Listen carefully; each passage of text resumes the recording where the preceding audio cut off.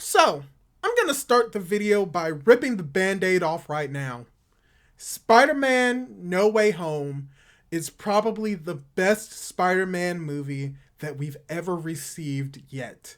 And in this video, I want to give my thoughts, my opinions, and how I feel after just watching the movie not too long ago. So, let's do it.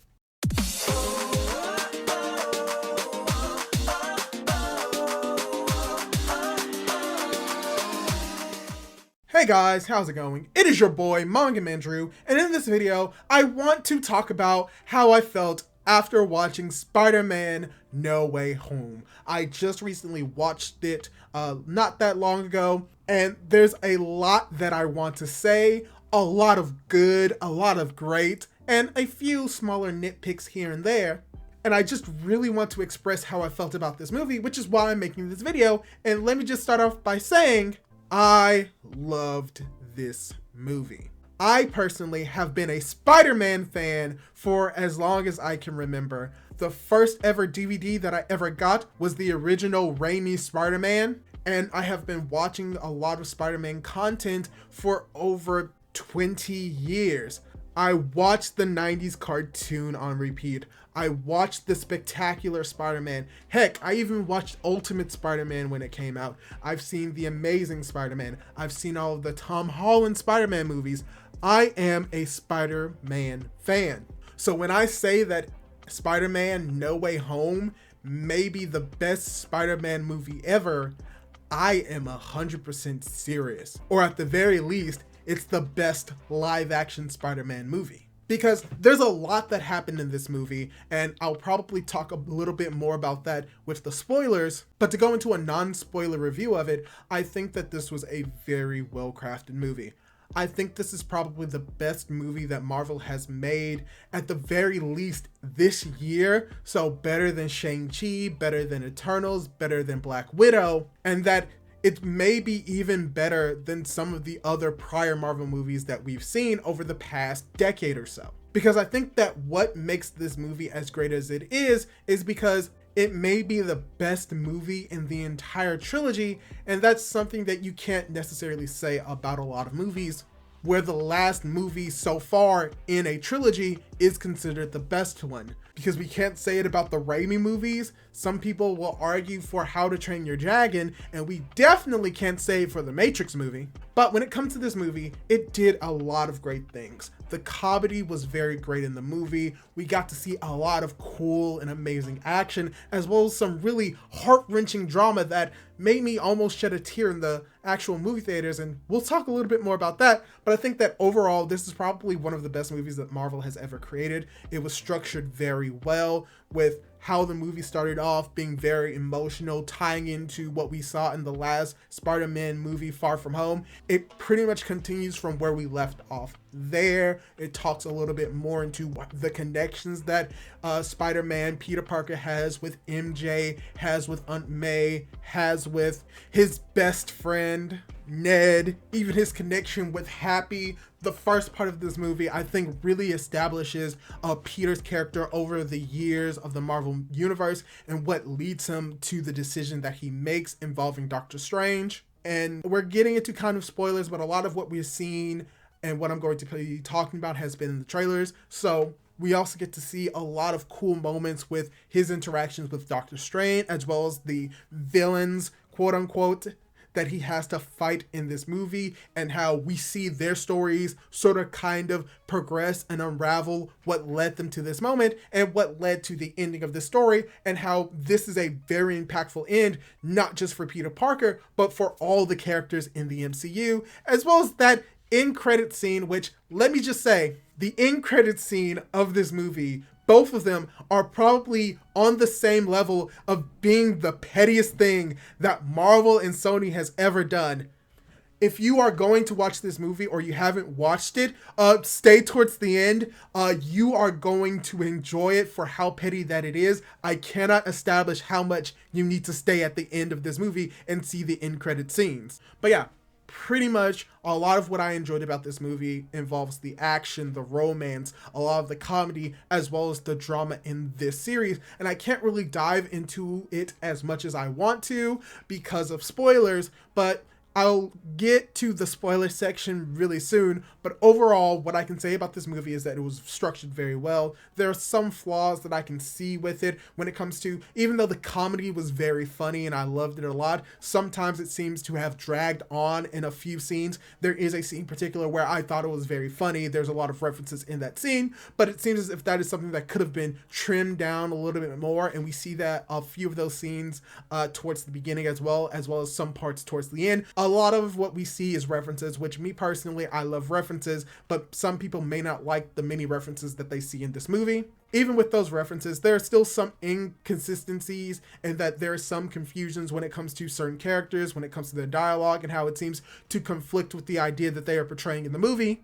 But even with those small nitpicks that I have that I can dive a little bit more into in the actual spoiler section of this video, I still think this was a well-constructed movie, a pretty much pinnacle of showing Peter Parker at his finest, as well as showing what Peter Parker is and how he's very similar to the Peter Parker in the comics and the television shows, and that this is the Peter that you will know and love. If you weren't a fan of Tom Holland Peter Parker in the first two movies, I promise you are going to become a huge fan of him in this movie, because I believe that in this movie, this is where he truly becomes a Spider-Man, and he truly goes into and really embodies what it means to be Peter Parker, and we'll talk a little bit more about that in the spoiler section. So yeah, that's all of my non-spoiler thoughts about it.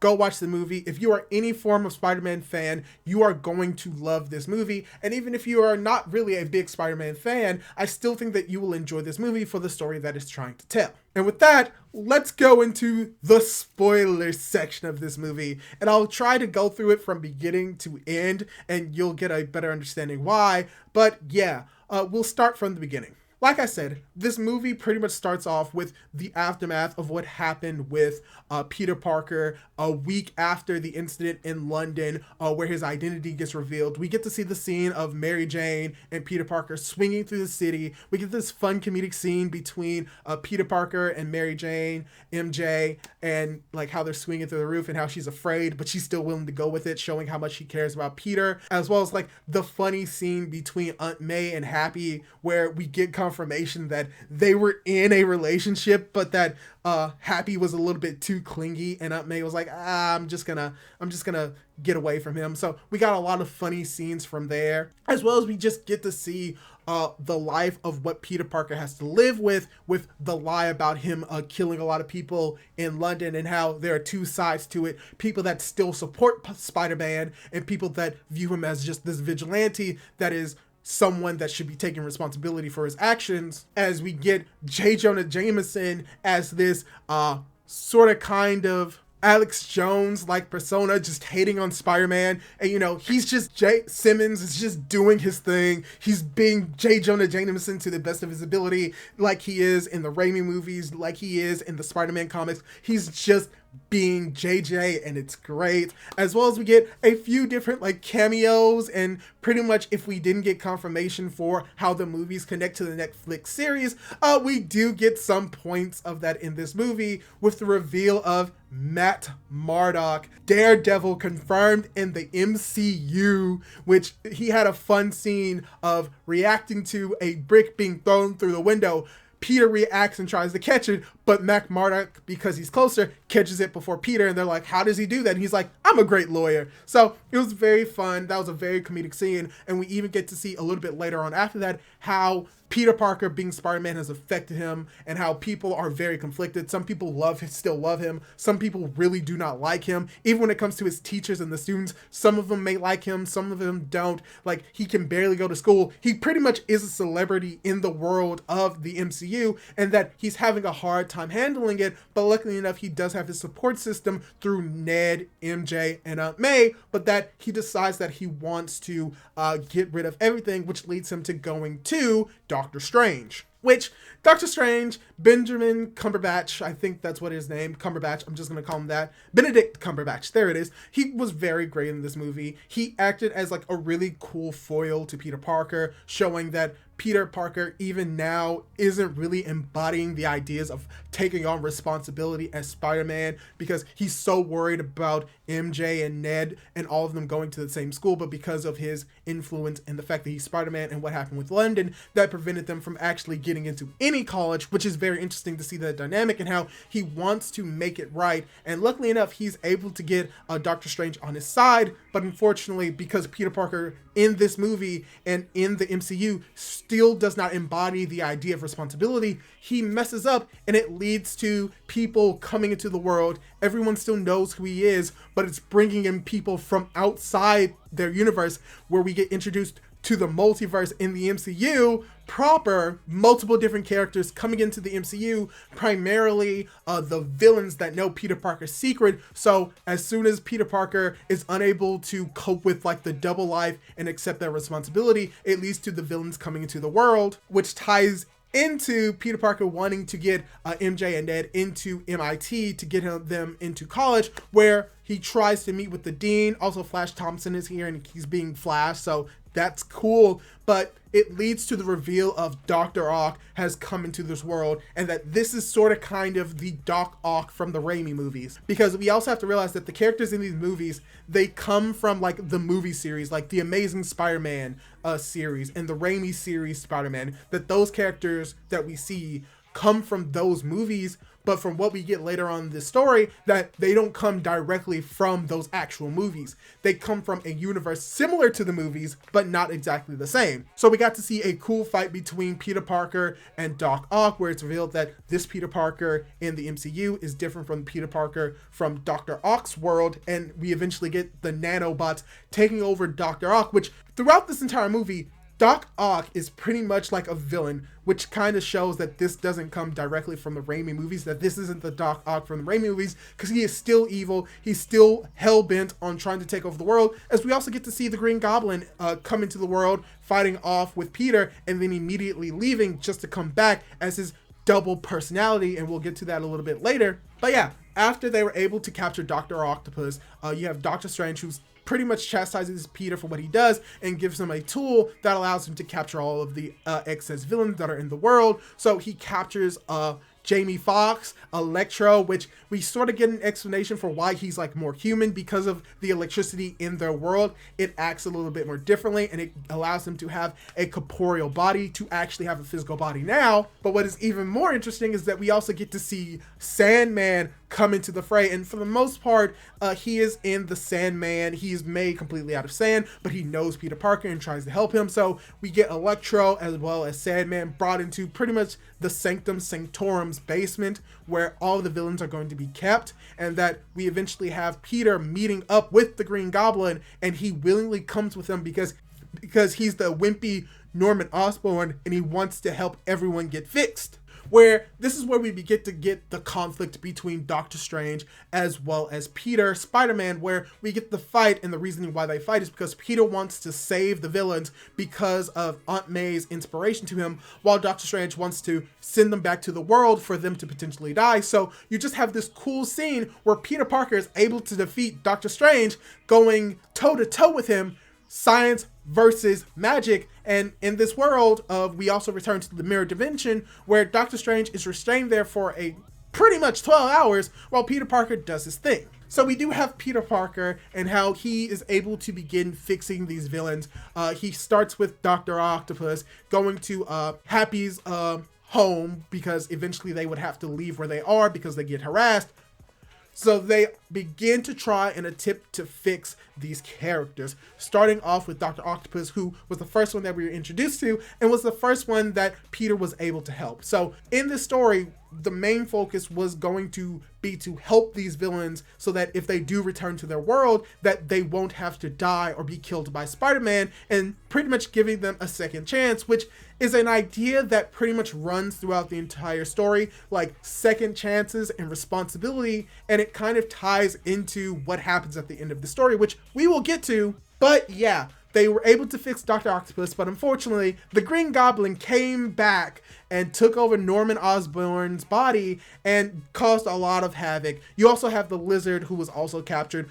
We pretty much get a Sinister Six fight, and technically in this movie, there are only 5 villains. Technically 6 if you include Mysterio at the beginning of the story. But yeah, it's weird that we have a Spider-Man movie where we get pretty much the basis of the Sinister Six, but we actually don't get it technically. We do get inspirations for it and references to it with the characters that are there, but not specifically 6 characters fighting against Peter Parker at the same time. There's only 5 characters or 5 villains fighting Peter Parker at the same time. So yeah, all of that destruction, all of that fighting. You got Sandman, you got Electro, as well as you have Green Goblin, as well as Lizard and Dr. Ock. They all leave the facility where Happy is held, doing a whole lot of damage. J. Jonah Jameson followed Peter Parker to this location to get a scoop where probably the most emotional and impactful moment of this movie occurred. Many people have been complaining about, oh, we haven't seen Uncle Ben. Uncle Ben doesn't exist in the MCU. Where is Uncle Ben? And in this movie, we do get the Uncle Ben moment, but it's not what you expect. Uncle Ben is dead in this world. You may be wondering that because Uncle Ben is not in this series and we haven't seen him, who gave Peter Parker the "with great power, with great responsibility" speech to him, which is pretty much the basis of Peter Parker becoming Spider-Man. And in this movie, it's Aunt May. Aunt May is the MCU's version of Uncle Ben. And following that trend, she dies. She gets killed by the Green Goblin's glider, causing damage inside of her, and she just dies. She's dead. She's not coming back. And this is the moment in the movie theaters where I felt the strongest emotion and kind of clinched the idea that this is what Spider-Man is. This is something that he should have learned earlier, which made me come to the idea and the realization that the first 3 movies was sort of kind of Peter Parker's origin story, not necessarily of Spider-Man, but of Peter Parker. And as you would expect, like, Peter goes down in just sadness and despair. He gets the speech from his dead Aunt May, and that this kind of leads him to be extremely depressed after hearing everything that J. Jonah Jameson says to him. And from here, we actually cut over to Ned and MJ, because within the story, when Peter Parker tries to save the villains, he has this cube that if the button is pressed, that everyone would return back to their world, and that most likely that when they return to the world that they're going to die unless they are changed, which is the importance of why Peter Parker wanted to help them, to give them a second chance. So while Ned and MJ are questioning on whether or not they're going to press the button, Ned has this little ring that allows him to use a portal, and he opens up a portal and he finds Peter Parker, but it's not the Peter Parker that we think. It's a Peter Parker in their world, but not the Peter Parker that you think, because it is Andrew Garfield Peter Parker. Yes, the spoilers and the leaks are correct. We got to see, at the very least, Andrew Garfield Peter Parker in this movie, as well as Tobey Maguire. And the scene that we see this is very funny, it's very comedic, it's very filled with references, but this is probably one of the scenes that I think went on a little bit longer than it should have. It does establish some cool interactions between the characters, between Andrew Garfield and Tobey Maguire, so I'm not going to complain that much about it, because I do love that we got to see these Peter Parker interactions, and we get a little bit more of it after this, of them interacting with Tom Holland's Peter Parker and giving their experience about how they're coping with their losses, and where we get a little bit more confirmation that these are not the same Peter Parker Spider-Mans from the actual movies, but from similar universes. So yeah, the references I think may have just been overdrawn a little bit, but I think that they were still enjoyable. And the idea that they come from similar universes to the movies comes from what they say, where you have Tobey Maguire pretty much say that he killed the person that killed Uncle Ben, and how Andrew Garfield's Spider-Man Peter Parker succumbed to his rage from after Gwen Stacy died. And I'm pretty sure that those were not parts of the actual movies that they came from, and that this shows that these are not the exact same characters, but characters that are very similar, but they still have the core concept of with great power comes great responsibility, conveying that to Tom Holland's Peter Parker, which eventually leads them to all working together to try and find ways to help cure the villains, and that if they're sent back to their worlds, that they will have a second chance, and that the likelihood that they will die will not occur. So we get to see a little bit more interactions, and this is probably a second moment where it seems to be more comedy based than drama, and it seemed to be drawn out a little bit more. But like I said, I really did enjoy the interactions between all of the Peter Parkers. And we cut over to pretty much the final fight of this series, where we get to see a little bit more of Peter Parker, Tom Holland's development into a character as he begins to take on more responsibility, where he accepts that everything that has happened is his fault, but that he is going to fix it, which shows more the dichotomy of Peter Parker and Spider-Man with his connection with responsibility and taking it upon himself. But now he doesn't have to do it on his own, that he can do it with these other Spider-Man to fix his mistakes. So yeah, this final fight was very interesting. We got to see the Peter Parker, Spider-Man all working together. There's a funny gags and funny moments, even more interactions between the characters that could have lasted a little bit longer than necessary. This movie was like 2 hours and 30 minutes, and I think like probably 15 to 20 minutes of it were just the banter between the Peter Parkers and Spider-Man. So that probably could have been cut down and shortened, but I really did enjoy it, so I don't really matter that much. But I know potentially people may care about that and may think that it's wasted time. But overall, the fight was really amazing. We got to see all of them in one way or another use what they were able to do to take out these villains.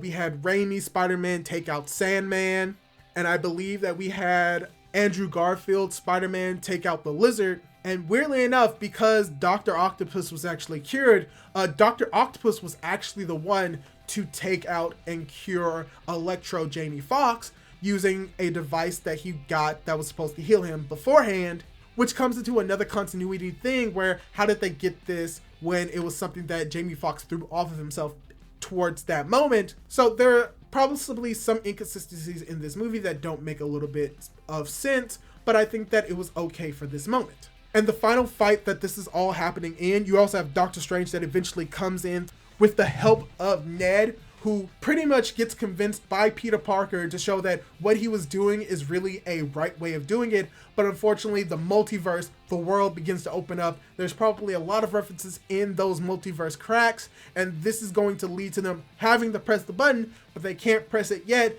because the Green Goblin hasn't been cured, and that the reasoning why the multiverse begins to break open is because the Green Goblin was able to destroy the casing for which the spell that was keeping the universe intact eventually gets released because of him. And then you just have this final fight between Peter Parker, Tom Holland, as well as Green Goblin, because they're fighting because Green Goblin was directly responsible for Aunt May's death, but so is Peter. So Peter is fighting horribly. He beats down the Green Goblin even worse than their first fight, to the point where he's almost ready to kill him with the glider, but luckily enough, Raimi's Peter Parker is able to convince him not to do it, and he does get stabbed when trying to defend the Green Goblin, and you may think, oh, he's gonna kill him, he's gonna do what these other Peter Parkers did in their universes, but he doesn't. Luckily enough, he also comes with a cure that was most likely created and administered because of what Aunt May did earlier in the movie by trying to administer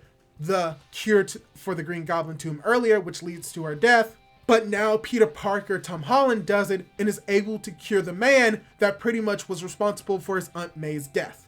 And from there, this is where the movie truly becomes an origin story for Spider-Man in the Tom Holland MCU universe, because at this moment, Peter Parker takes on the major responsibility of Peter Parker, of Spider-Man, where he solely agrees to allow the entire world to forget about Peter Parker. Not forget that Peter Parker is Spider-Man, but to forget the entirety of his existence. And that he begins to accept the responsibility of being Spider-Man, which means that he may not be able to have the happy life that he wants, which would put the people that he cares about most in danger, but it would mean that he will be able to be Spider-Man to the best of his abilities and taking on the responsibility that he should have taken on earlier in the movie and earlier on in the series, showing that this is really his origins to being a true Spider-Man.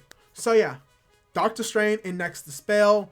Peter Parker says his goodbyes to all of the Peter Parker, Spider-Man, to MJ, and the movie ends in a bittersweet moment where everyone forgets that Peter Parker is Spider-Man by forgetting that Peter Parker ever existed. And then you have Peter who tries to connect with his friends and tries to connect with the people that he cares about, but he realizes that the responsible thing to do is to not tell them and not force them into this situation where he has to make the choice again. So he makes the choice beforehand and decides to keep his secret so that he can have the responsibility of Spider-Man be all on him, which is pretty much what every Peter Parker, for the most part, will and should do as Spider-Man and as Peter Parker. And you have the scene where Peter Parker visits Aunt May's grave, confirming that she is dead, and has this conversation with Happy, which pretty much ties into the fact that they are connected through Spider-Man, which we also do get a scene that pretty much embodies who Spider-Man Peter Parker is, where you have Peter Parker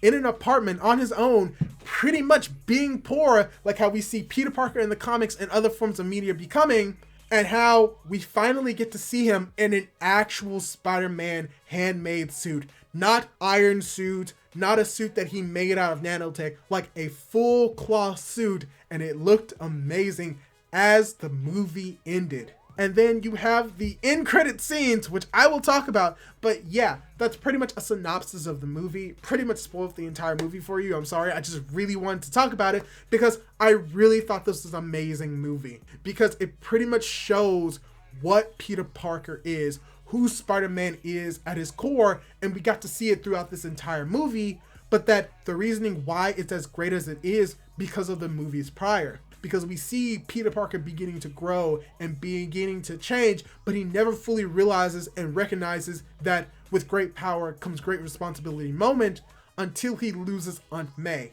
Yes, he lost Uncle Ben, but he has had a greater connection, and the idea of Uncle Ben was passed on to Aunt May, so her death would have been the significance that turns Peter Parker truly into Spider-Man, as we see this is the core concept. This is the core conflict that Spider-Man always goes through and how he's always able to overcome it. This was the movie that truly made Tom Holland Spider-Man, and that's the reasoning why this is probably the best Spider-Man movie, because it incorporates and understands who Spider-Man, who Peter Parker is, and what he's willing to do and what he's going to become in the future, which is a great hero who is able to put responsibility over his own needs and his own wants, because that is what Spider-Man is. So yeah, that's pretty much how I feel about the movie, and just overjoyed with it. So I'm going to talk about the end credit scene before I end this video.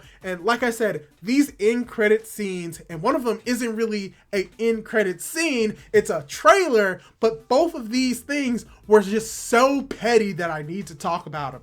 The first end credit scene was just something that I learned and was spoiled about, but didn't really think that much about. And spoilers, Venom was in the MCU, but the petty thing about it is that he was in the MCU just so that we could to get the Venom symbiote into the MCU, because he immediately goes back to his own universe, but the symbiote remains. And that's just so petty, and I loved it. But even what I thought was even more petty was the fact that at the end of the movie, after all of the credits roll, we don't get an end credit scene. We get the trailer to Doctor Strange Multiverse of Madness, where this thing was so filled with references that pretty much is telling you to go watch the Disney Plus exclusive shows. That's how petty this end of the trailer was, which was basically telling them, go watch WandaVision. Go watch What If. Why do you need to watch it? Boom, here you go. Do you know who this character is? Do you remember this character? Why is this character here? You're gonna have to watch the shows for more context. And I think that's just so petty, but it's so Disney, so it makes so much sense. So I'm not gonna go really in depth into it. I went in depth into the movie because this is a movie review / discussion, but I won't go into the end trailer scene. Just watch it. If you're going to go see this movie, which you should, Spider-Man fan or not, if you're going to go watch this movie, stay for that end credit scene, the final trailer at the end of the video pretty much, or the end of the movie. You are going to love it, I promise you, especially if you like Doctor Strange. So yeah, that's all I really have to say about the movie. Hopefully you enjoyed this review. I may cut it down and trim it down a little bit. Probably going to keep like that big huge chunk in the middle. But yeah, I really enjoyed the movie. Probably the best Spider-Man movie that we've had, if not second to Into the Spider-Verse, and just really, really loved it. So yeah, hopefully you enjoyed this video. Hopefully if you went to go see the movie, hopefully you enjoyed it, and hopefully you will enjoy the movie when you actually go see it. I highly recommend. So yeah, leave a like on the video if you want to see more movie reviews from me, from like certain things that I like to watch. Maybe I will also do a movie review for Doctor Strange Multiverse of Madness when it comes out. Just, I want to see your thoughts down in the comments down below. Leave a like on the video if you liked it. Subscribe to my YouTube channel if you like this type of content. And don't forget to hit that notification bell to be notified whenever I upload more content like this. Do all that cool jazz, and hopefully I'll be able to catch you in my next video. Goodbye!